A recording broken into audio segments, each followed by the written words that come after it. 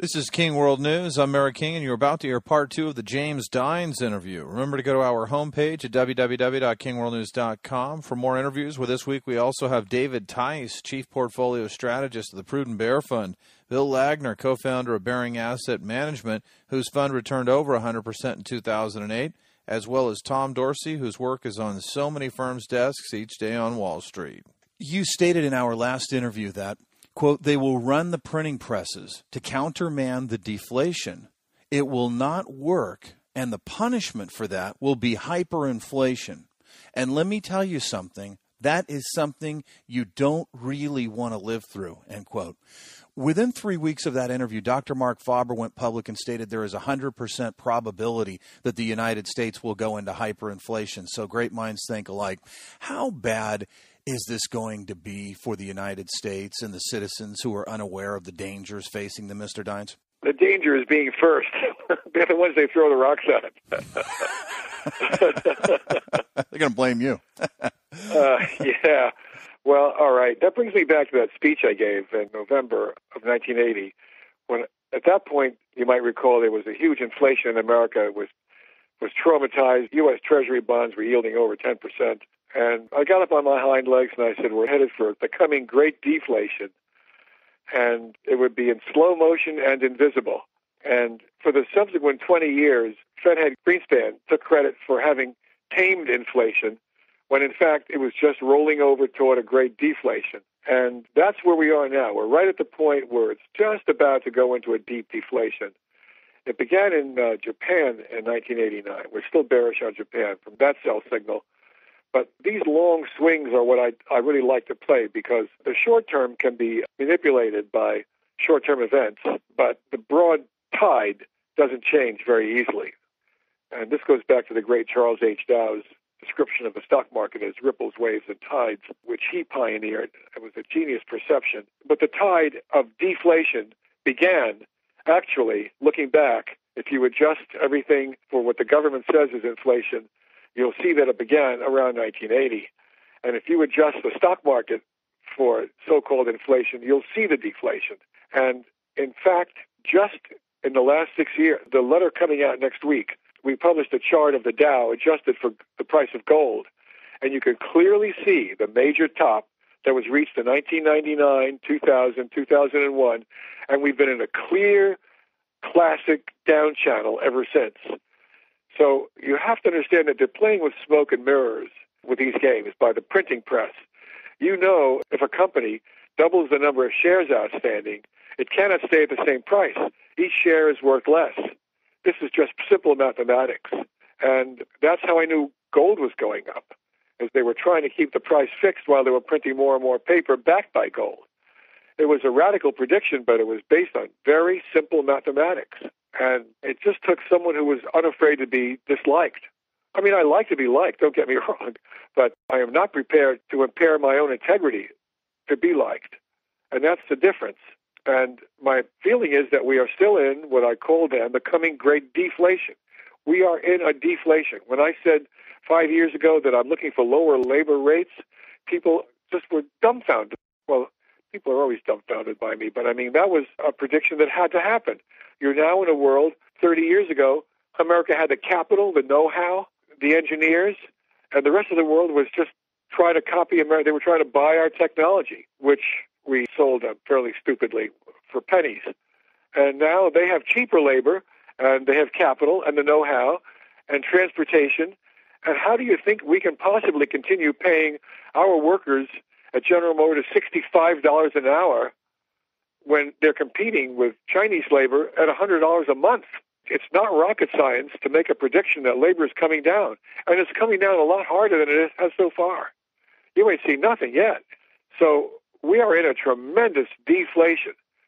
Now, one of the things I'm going to cover in my new gold book coming out is that there's a mass psychological trigger point that changes the leaders from fearing and hating inflation to thinking that they can add a little bit to a deflation to cure it, which I have likened to adding a tablespoon of sugar to a pail full of arsenic. It will not change it, but because of the unethical nature of the printing of all this extra paper, which is in effect an embezzlement of everybody in the world who holds it. Whenever they print more paper, the people who held it overnight have just a little bit less of real purchasing power. That's in my high stakes book. But that is the low state of stealing, and that's punished by irony. And that irony is a hyperinflation, and it was the result of something called the Dines-Nature paradox. Paradox is one of the deepest secrets of life, and it's almost completely not understood. It's the movement of the knight on the chessboard. It's the person you really wanted the most in your life you didn't get, and the one you didn't want you couldn't get rid of. It's trying to be happy on New Year's Eve and feeling miserable. It's the paradox is punished by irony when it's activated by low states. And my fifth book, High States, addresses that specifically. It's hard to explain briefly, but this situation is like the midlife crisis, which can occur at any age when you achieve your childhood goals. And once you've achieved them, you don't want them. And that leads to a depression, personal depression, that frequently leads to suicide or a radical change in lifestyle, divorce or whatever. So the irony, the punishment of that inflation of the 70s was the deflation that's lasted until now. It should end sometime in the next few years. I hope to be able to detect it. But it sometimes flips into the irony of hyperinflation, which I call the supernova of inflations. And that is terrible. It's a terrible thing to live through. And if you want to see what happens to a country, check out Germany between 1920 and 23 and Zimbabwe last year.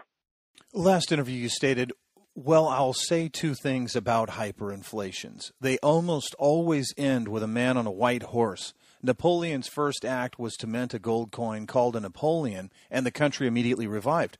What I am looking for in this country is a move towards a police state. We are headed towards a police state of some kind, end quote.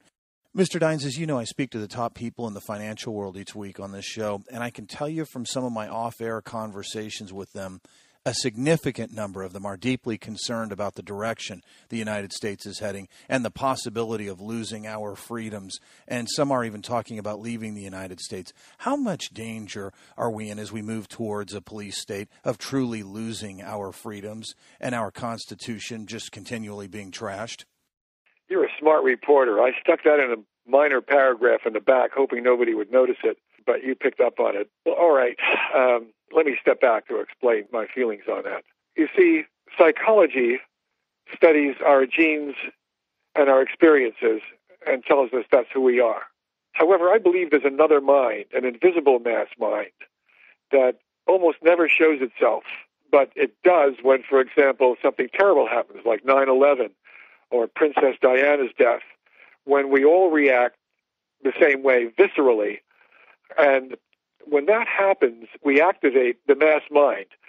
But it also shows up in the stock market, because that's when you activate what I call the Dines greed-fear oscillator. And we oscillate between greed and fear. That's how you can tell tops and bottoms. Who am I to tell all these top investment advisors what to do? I'm just a humble security analyst from a small town in California called Belvedere, an overpriced suburb in San Francisco. But in my mind, that without a clear understanding of mass psychology, you're looking at the world with only one eye.